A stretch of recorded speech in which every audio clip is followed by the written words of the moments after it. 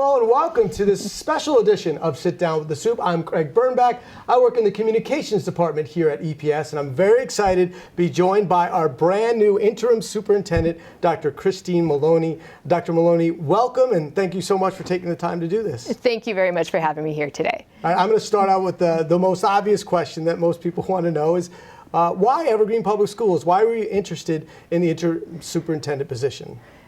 Because it's a fantastic school district. I did my research. I talked to people. I came down and visited, and I've been through this area before.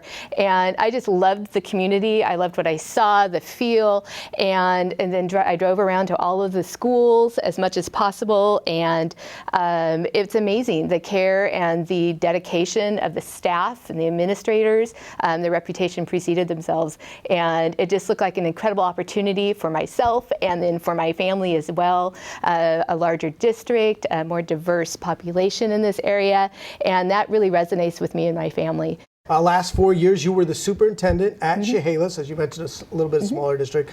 But not to age you too much, but you have a career of almost 30 years in education in many different roles. Can you share a little bit about your experience in education? Sure, yeah. I ended up graduating from PLU, and I had my teaching certification there for secondary education, 412, in earth science and in history. And coming right out of PLU, I ended up substituting, and that was a choice. I wanted to do that to find out kind of which district I wanted to be in. I was living up in Roy, Washington. I ended up getting a full-time teaching job in Bethel after I taught summer school for them. And that was exciting. I started my career at Spanaway Junior High on a contract there as a teacher and taught just about everything. I mean, I did leadership, ASB, journalism, social studies, did science. That's where I started my career. And moved from Spanaway Junior High out to Cougar Mountain Junior High as the assistant principal there. And ended up being interim principal at Cougar Mountain Junior High in the Bethel district. But I knew my principal was coming back, and there wasn't any current openings in Bethel. And so I applied for Puyallup, and I got the job at Aylen Junior High School in Puyallup. So I spent over almost 8 years as the principal of Aylen Junior High. Loved every minute of it. And from there, was promoted into the district office. I ended up with my superintendent's credentials. I went through my advanced degrees and started the doctoral program. But I was also ready for that next step in my career because I knew I wanted to be a superintendent. And Chehalis came open, and I went, ooh, that looks like a really good fit. I'd love that. So I applied, was offered the job February 22nd, 2020. I know where we're going with this, right? Yes. Months later. So a couple weeks later, guess what? The entire state shuts down, etc. So pandemic. So I started in the pandemic when everything was shut down. And we were the largest school district in Western Washington to go back legally and safely first. And so we're very, very proud of that. We moved forward, and I helped move the Student Achievement Initiative forward in that district. And so we did a lot of great things together, but came to the point when this was open, and I'm going, ooh, this seems like the place in my heart where I want to be and where I should be, and taking that next step in my leadership. So here I am. Well, we're glad to have you. I know that in reading about you, you're kind of following in the family business, right? Your mother was an educator, and yes. And of course you're not coming. You mentioned your family. You're not coming to EPS alone. You're bringing some people with you. Can you share a little bit about your life? Yeah, I sure can. My mom, actually, she studied to be a teacher. She did graduate from PLU, so that was kind of, and my daughters are, by the way, as well. And she was the first bilingual teacher in Grandview, Washington. For Spanish and English over there. And so that was really kind of a neat thing for me growing up, going to bilingual kindergarten, etc. And my daughter's following in footsteps. She wants to be an art teacher, so she's studying at PLU Studio Art and Art History right now. So I have a son who is 16, and I'm very proud of him. His name is Jonathan. And so he'll be coming down, as well as my husband. My daughter Kat, she lives with my mom and Nana, so that she can go to classes and attend college up there at PLU. So, and she loves taking care of her Nana, so that's really kind. When I met your husband, he had a pin with a very large dog on there, and so I can't not ask you about your furry friends. My furry friends, yes. You definitely should ask me about my furry friends. We kind of have our own petting zoo. I'm going to start with not the dogs, but the cats. We have 2 cats. We got them. They're black, long-haired kitties, and we got them at the Humane Society on Halloween. And of course, we had the name Trick and Treat. So they're 2 fat, happy cats, and they kind of rule the roost. But we have some large dogs, as you have heard. My husband and our whole family, actually, we show dogs. They just got into it fairly recently, and we have Irish Wolfhounds. So if you imagine a kitchen counter and you imagine a dog head right above that kitchen counter, that is their height. They are huge. They are huge, and they're lovable, gentle giants. They're pretty lazy, and they love a good couch, let me tell you. So we have 3 of those, and we have 1 Norwegian Outhound, which is my son's dog. Yeah. Which is a somewhat normal sized dog. Yes, somewhat normal sized dog. Yes. Yeah.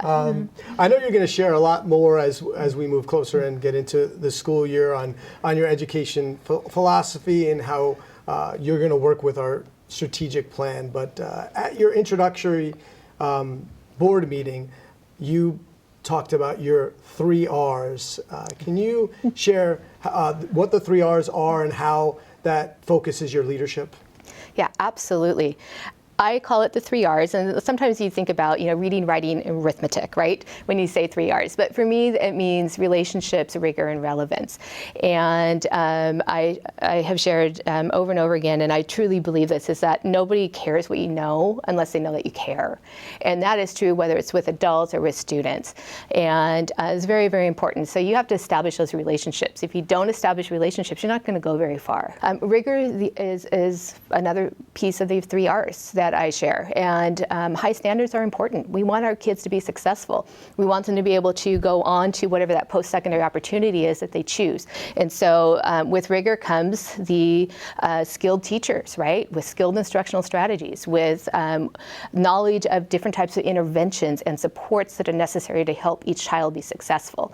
And it's also supports for social and emotional as well, because if you don't take care of the social and emotional piece, you're not going to be able to take care of the academic piece. And so it's making sure that our teachers have the right resources, the right training, and the supports and resources that they need in order to provide those for their students so that they can be successful and meet those high standards and meet that rigor. And then the last one is relevance, right?